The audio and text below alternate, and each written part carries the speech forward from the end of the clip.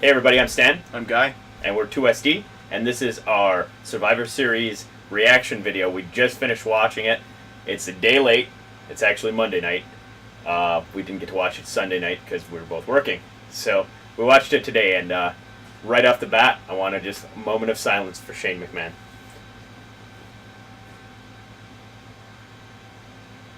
Because I'm pretty sure he's dead. Yeah. That being said, we're just going to kind of react. Let's go through the card. We'll start at the beginning and just kind of our thoughts on what we saw, what we remember. So it started off with women's match, which was kind of a botch fest. Yeah. Right from the beginning with the announcer. Yeah. The ring announcer. California. Florida. But that's expected, I mean. Yeah, it is what it is. And it was whatever. It was a women's match. We watched it. It was a botch fest. It wasn't bad. It wasn't great. There were a couple things that were good. The double underhook suplex. Yep. Was Nia impressive. Jax.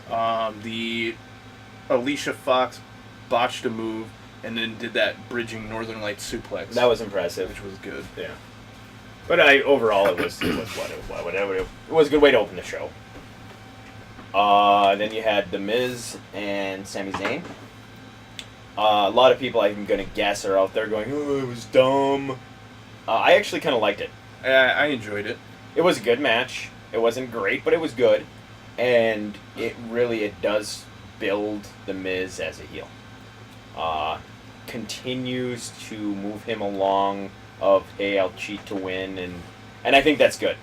I think that heel Miz has actually helped the Intercontinental title a ton. And not that I don't think Sami Zayn deserves a strap, because I think he does. Yeah. But I think that it was a good way to have that match fall. It opened some doors for, like, a potential trade or an interbrand feud. Yeah. We'll see where it goes. But it was a good match. I think that the women's match having Team Raw win, I wasn't shocked. No. I think you had more star power. You have more star power in the women's division on Raw. I think that was good booking. I think it's good that you continue Charlotte down the heel path of, Bayley won, but Charlotte was also there with her, and then Charlotte stole the moment. Yeah. And basically beat the shit out of her. Yeah, no, I think that that was booked well. I think that the Miz match, that was also booked very well. Yeah. I think that's the best finish you can have without making either one of them necessarily. I mean, you made the Miz look weak, but not in a bad way. You made him look weak in a heely way, which is good. Mm-hmm. After that was the tag match. I think, the tag match. Which, the tag match looks just right off the bat, you look at it and it's an overbooked mess. But I think they managed it pretty well. They started to kind of, even though the spots were really cool, I'm not saying the spots weren't cool, of tag teams flying out of the ring into groups of men. I think that it was a little bit excessive. Yeah. I think I don't have a problem with the booking of Sheamus and Cesaro, last team, winning it. I have no problem with that. I think that they may have just handled it weird in getting to that point. Having the New Day as the first Raw team out, the second team out, was shocking. It was pretty shocking, and I think it may be some foreshadowing of things to come. New Day breaks the record, then loses the belts. Yeah. Anderson and Gallows were made to look strong again. Yeah, which is very good. I think that American Alpha was not made strong enough, because really I think that is your main face tag team on SmackDown. I mean, I understand you're riding this whole Beauty and the Man Beast thing, but it's losing steam already. And the hype there, it's not like they're pushing the hype bros. I mean, they are to an extent, but they're not title holders.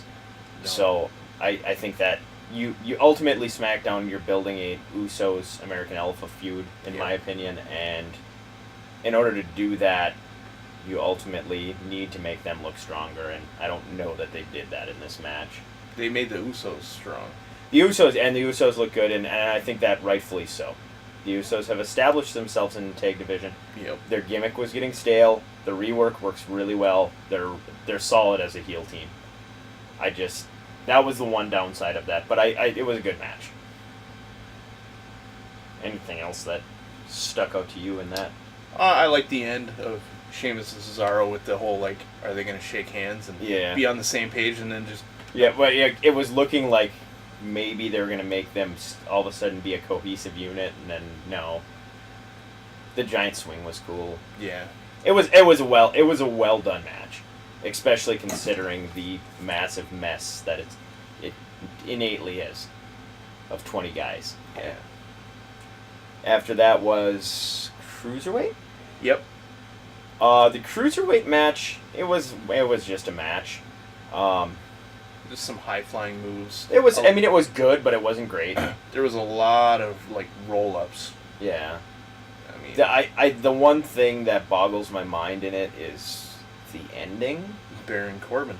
Of Baron Corbin showing up and costing Kalisto the match, and Baron Corbin, it's all about me, I'm the lone wolf, whatever. I get that plays on his strength, but I struggle to see the value in having it end that way, especially if you're trying to make the Cruiserweight division legitimate.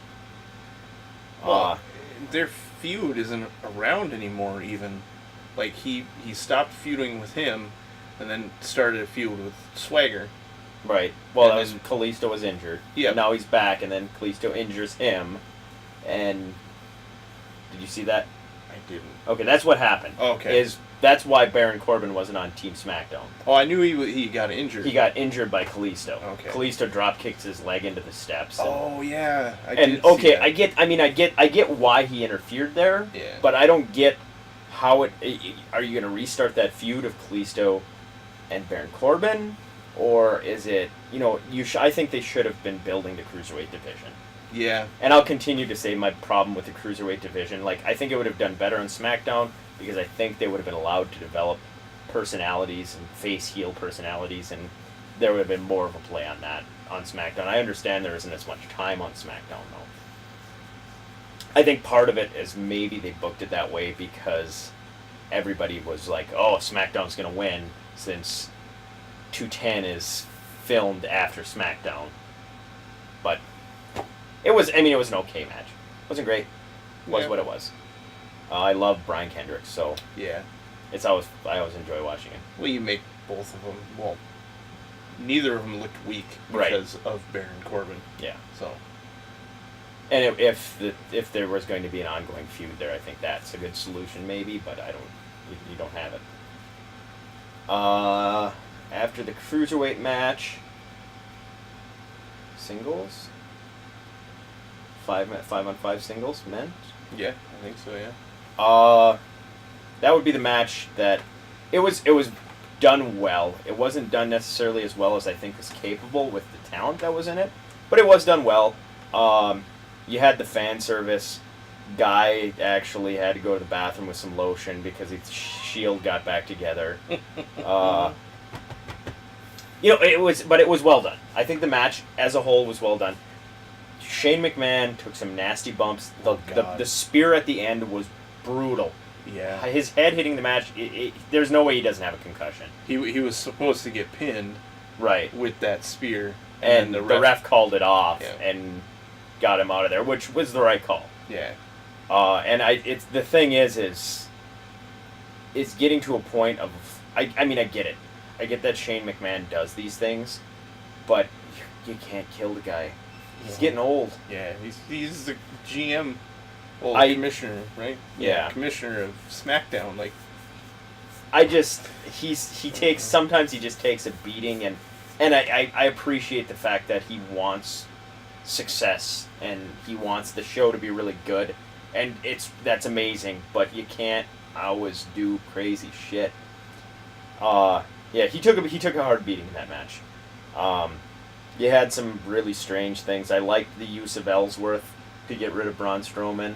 Yeah. And then the throw through the table was kind of cool. Oh, yeah. You made Braun Strowman look strong. They definitely did. The thing is there was no one in this match, even though it was a 5-on-5 match and people had to get pinned and eliminated and whatever. I don't feel like anyone came out of it weak. The one issue I have with it is you continue to have Roman Reigns get this, oh, I'm a super guy push. As a face, he comes into the ring. Biggest pop of the night, and it's boos for Roman Reigns. During the whole match, when Roman Reigns was the last one in the ring, the crowd is counting, let's go SmackDown. They're just chanting it. When it was... when he was on the outside resting, and Seth Rollins is in there by himself, they're chanting, where is Roman? Nobody likes him. Turn him heel. Yeah, you have to. You should have that for a long time. A year ago. It's been a year that we've been saying this, and it's getting really old. If there was a downside in that whole match, it's the fact that we continue to see Roman pushed like that. And I'm not saying that he's bad. He's getting better in the ring. He definitely is. His moveset is expanding. He can last for more than 5 seconds at a time in the ring without having to lay down and rest. He can deliver a nasty spear to Shane McMahon. Yeah. He can... A spear that ends up looking like a DDT. It was... If there's anything you're going to watch from this, watch that shot. Like, they're going to replay the Shane McMahon leap through the table, the elbow drop through the table. We don't care. That was good, yes. We've seen it before. That spear, ouch. Or when Braun Strowman just threw AJ Styles over the top rope and out of the ring. Oh, that was bad too. He grabbed him by the neck and threw him, and AJ Styles' legs catch the top rope, and he just hits back first and just bounces to the floor. That was one point when I'm like, oh no. I thought he wasn't getting back up. Seth Rollins, when he messed up his leg. Yeah. I didn't think Rollins was getting back up. And that's the danger of a match like this, but it was well done. We saw the continuation of a Jericho-Kevin Owens feud in the future, which I like. I like the fact that Jericho is being heely and getting over as a face, which is awesome. And Jericho is doing some of his best work in a long time, if not ever. Just the list of Jericho, all of it's so funny, and I'm glad to see that it's working. And it's working in his favor, as it always does. Jericho is one of those guys that can always do that. But ultimately, Team SmackDown wins when it's the Wyatt family that wins. Once again, I'm going to give good on that, because the Wyatt family gets buried so often. Luke Harper came out. And thank God that we finally saw some victory. Maybe we start to see a push from them. I hope so. It's tough, though, because what is he going to do when you have Ambrose and AJ Styles in a feud right now for the title?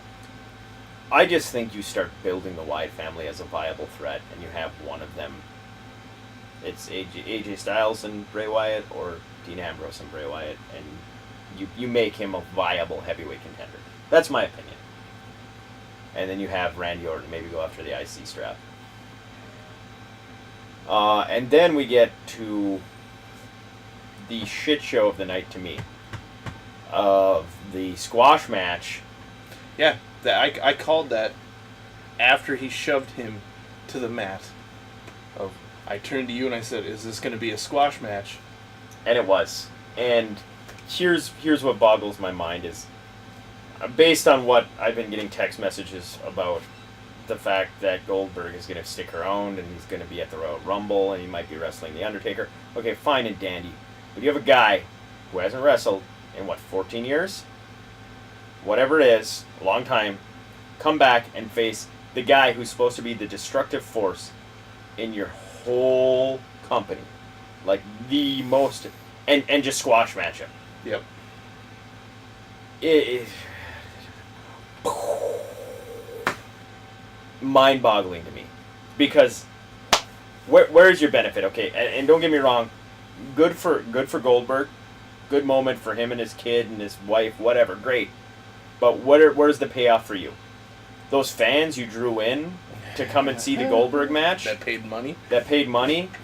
they got 30 seconds of Goldberg. They're not going to be happy. They ain't coming back. They didn't even see any wrestling. Yeah. We still don't know what Goldberg can still do.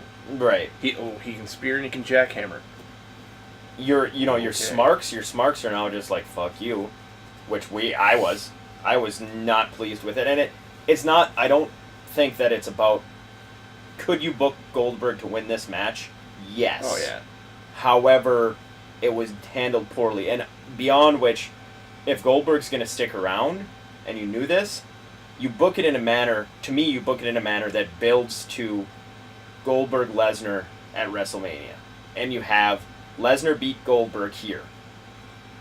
However he does it, it can be cheap, he can cheat, Heyman can be involved, however, and Goldberg be like, well, I want my shot to see who, we're 1-1, who's the real champ. And you do it at WrestleMania, and you build it, and you build it, and you build it, and that gives Goldberg time to go to the Performance Center. Not that he looked like he was in bad shape, he was amazing shape. I just want to know, we didn't see anything in the ring. He's got to get in the ring, get that ring rust off, Yep. build, have a good match at WrestleMania, have a 15-minute match at WrestleMania. Maybe they called an audible. Maybe before the match, Goldberg was like, yeah, I'm not really feeling comfortable with my body right now. Because he did tweak his shoulder, like, on Monday, the Monday Right. before, and he said my body felt horrible. And he also said he didn't feel comfortable being where he was in his progress. So maybe they were like, well, let's just do this. Well, and beyond, all of my gripes about that aside, and I'm sure there's going to be a million people who are like, well, this is why it makes sense, whatever. It's my opinion, and I'm fine with it. The one thing I think that was impressive out of it is Brock took it like a man. Oh, yeah. Yeah. He sold everything and took the pinfall. It would be even more impressive if they actually did that, where, like, last minute they were like, hey, we're going to have you, basically job doing. Can you do that? And for him to be like, yeah, no problem.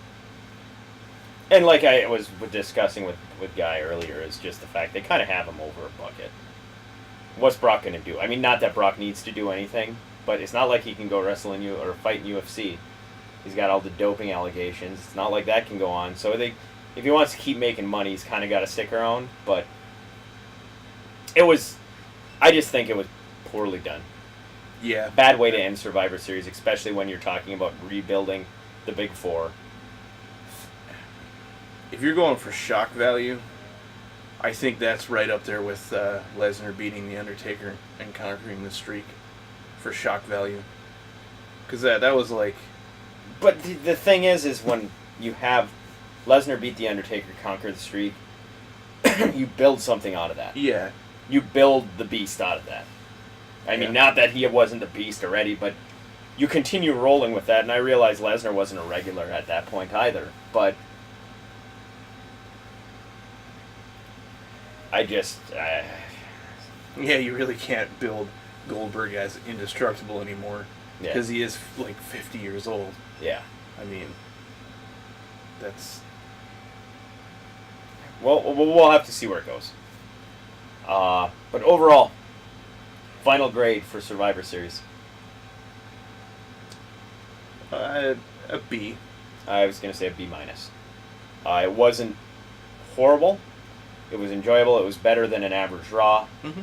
It wasn't horrible. It wasn't great. It was good. Yeah. And that being said, we are going to sign out. Thanks for watching. Like, comment, and subscribe. If you leave something in the comments, maybe it's something we'll discuss on our next roundtable, which will be coming out on the 15th of December. And That's if my daughter's birthday.